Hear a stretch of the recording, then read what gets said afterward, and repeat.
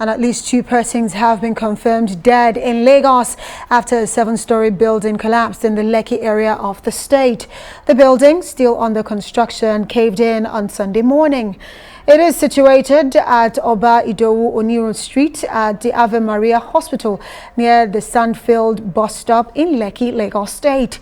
Although the immediate cause of the collapse is still sketchy, emergency workers and security operatives have already moved to the site to possibly rescue the trapped victims.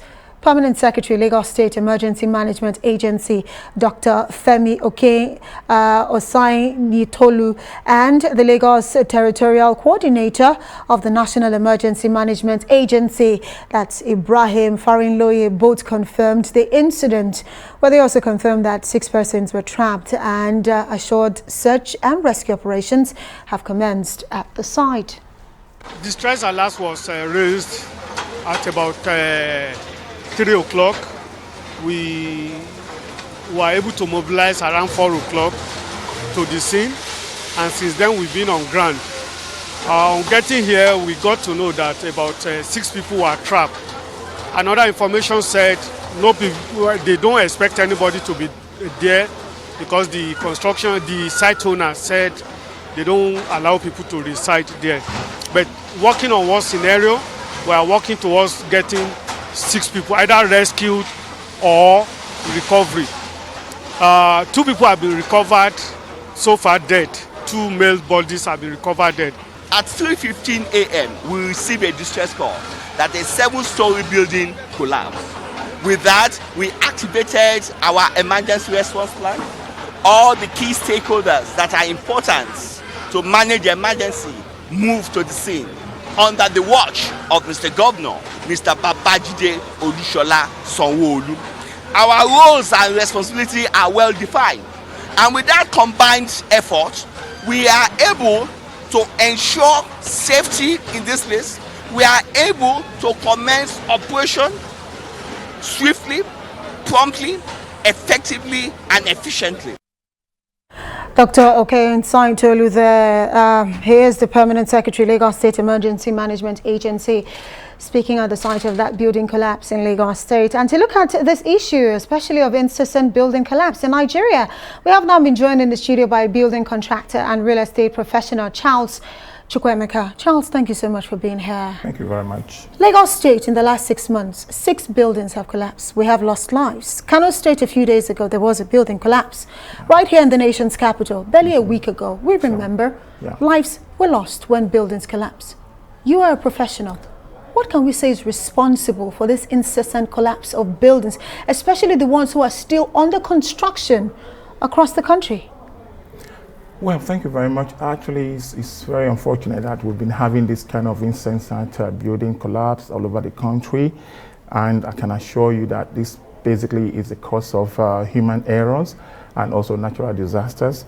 When you come to human errors, it plays a lot of role in this collapse that's been happening all over the nation, especially in the usage of all these substandard materials, untested products, human training that is not also in accordance with the particular training of a particular laborer doing all kinds of work that they are not ought to do, which means that is quackery. They are not using professionals in these areas, and especially the government on its own ought to also ensure consistent supervision.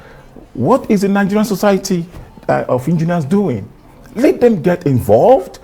This collapse has to stop, because if you go to various ministries, they have what they call inspectorate departments. What are they doing? They give approvals. What they call the building codes ought to be adhered strictly to the building. But these things are not done.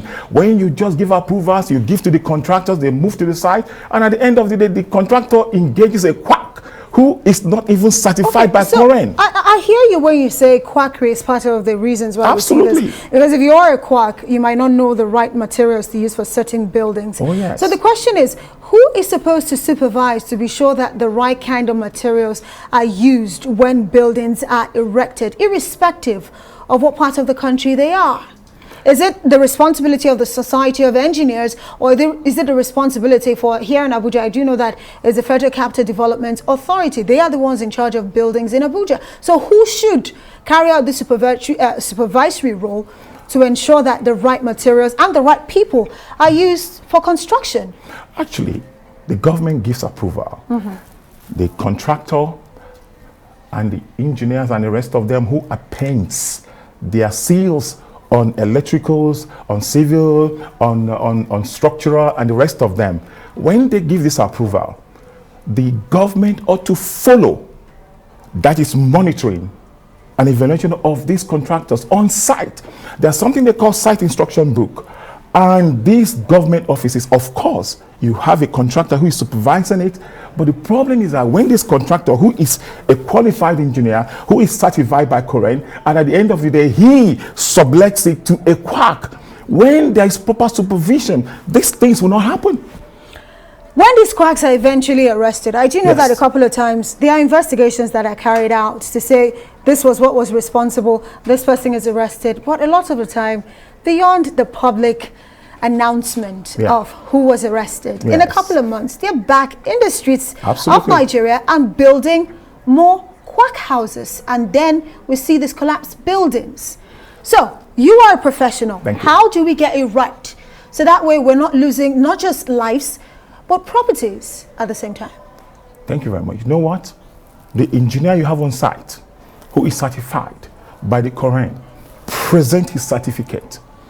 And each time, at every stage, you have from the foundation level to the lintel level.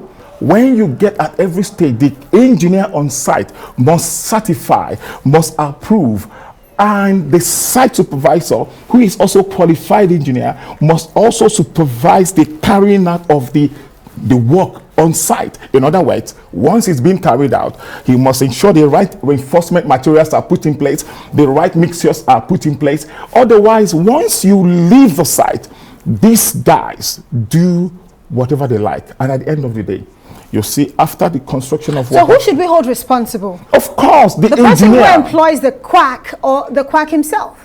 No. To see an end, far-reaching implications. Who should we hold responsible when buildings are collapsed? So that way, when people know, okay, there are consequences for certain actions, they will deter from it. I just told you that the engineer you hand over on that very site, who is supposed to supervise, he is the one that have presented his certification to the government. The government holds him responsible. As soon as any building collapse or any defect or any structural defect happens on site, the engineer must be held responsible and the certificate should be withdrawn. Use the right professionals, avoid patronizing quacks, and of course people should be held responsible. We have to say thank you so much to our guest in the studio tonight. That's Charles Chukwuemeka, of course, a building contractor and real estate professional. My pleasure. Thank you for being here tonight.